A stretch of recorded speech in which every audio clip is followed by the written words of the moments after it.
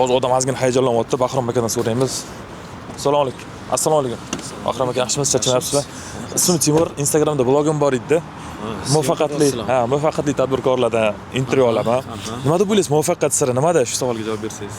Xo'p, endi qarang. Men lekin maslahat bermayman, o'zimning fikrimni aytaman. Mayli, bo'ladi. Xo'p, muvaffaqiyat siri kelgan bir 4 tasini aytaman. Birinchisi, odam har doim yaratgandan so'rab o'zini anglash kerak.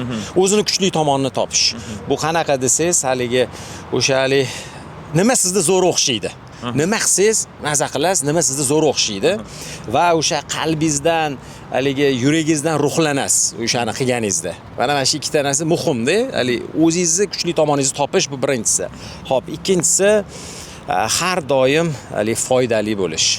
O'sha jamiyatga, insonlarga foydali bo'lish, o'sha xayriyalaringiz joyida, sadaqalaringiz joyida bo'lishi va har doim foyda keltirish va har bitta qanaqa vaziyat bo'lmasin, shukr qilish, shukronalik bilan yashash.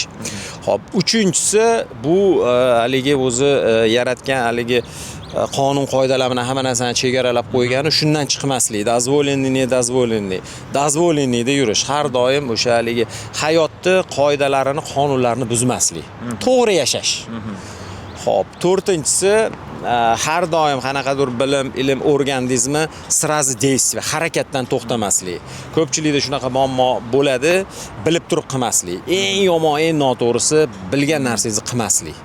Shuning uchun har doim harakatdan to'xtamaslik, har doim harakat qilish. Mana shu 4 ta hozircha shu kelgani. Bahrom aka, kuch nimada deb o'ylaysiz? Kuch, meni fikrim shunaqaki, последствияni o'ylamagan odamda ko'proq kuch bo'ladi-da. Risk qilishdan qo'rqmaydigan odam kuchli. Shuning uchun последствияsini o'ylayversangiz, mana buni qilsam nima bo'ladi, mana buni qilsa ko'p o'ylayversangiz, tavakkal qilmasangiz, kuchsiz ko'rinaverasiz. Katta rahmat Bahrom aka, vaqtingizni ajratganingiz uchun. Rahmat sizga.